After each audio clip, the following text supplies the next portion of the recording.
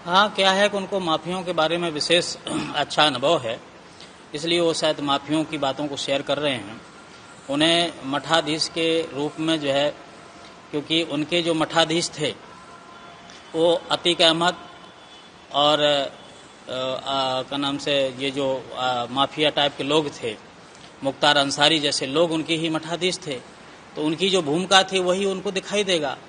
लेकिन अब ये समझ लें कि विनाश काले विपरीत बुद्धि, इनका विनाश निश्चित है। इन्होंने 2015 में जब संतों पर लाठियां भाजी तो इनका पार्टी तक पत्तों की तरीके से बिखर गई थी, सरकार की तो बहुत बात छोड़ दीजिए। अभी फिर अनाप शनाप संतों के ऊपर टिप्पणी कर रहे हैं, इनका पुनः विनाश होने वाला है।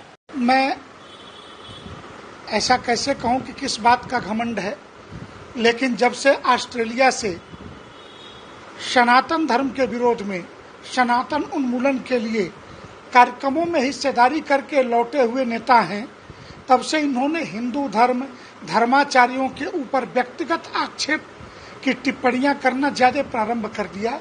ये घातक है उनके लिए भी, क्योंकि ऐसा नहीं कि बहुसंख्यक समाज ये सोचता नहीं है, देखता नहीं है या इन टिप्पणियों को सुनता नहीं है।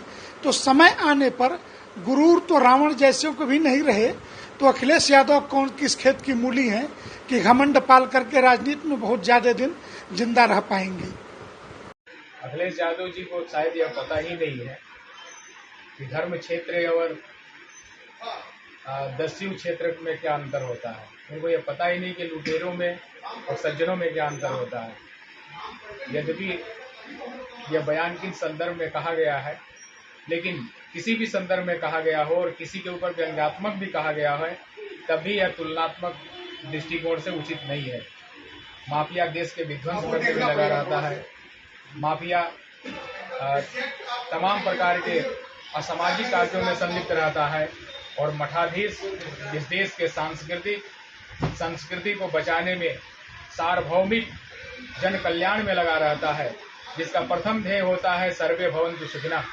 हजारों गरीब, अनाथ, असहाय, पीड़ित लोग जहां भोजन करते हैं, सहायता पाते हैं, अकिंचन जहां सहायता पाते हैं, वित्तविहीन विद्यार्थी जहां शिक्षा पाते हैं और भारतीय संस्कृति की जहां से संवर्धन होता है।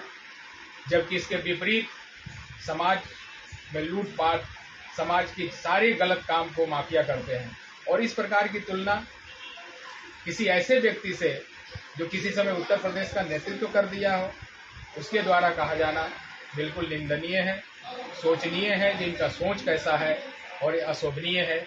इस बयान का कड़े से कड़े शब्दों में हम लोग निंदा करते हैं। जी, बहुत ही दुर्भाग्यपूर्ण बयान है, और वो भी पूर्व मुख्यमंत्री के द्वारा, जो इस प्रदेश का, जहां पर सबसे अधिक मठाधीश संतों का निवास है, वहां के पूर्व मुखिया का बयान बहुत ही निंदनीय है, विचारणीय है। उनको विचार करना चाहिए। उनको बिल्कुल ही नहीं पता है कि मठाधीश कौन होता है और माफिया कौन होता है। माफिया का काम होता है समाज में अराजकता फैलाने का, समाज को प्रताड़ित करने का, समाज को पीड़ा देने का, और मठाधीश जो होते हैं समाज में संस्कृति, संस्कार फैलाने का काम करते हैं। मठों के माध्यम से, मंदिरों के माध्यम से संपूर्ण विश्व को शिक्षित करते हैं, संस्कारवान बनाते हैं।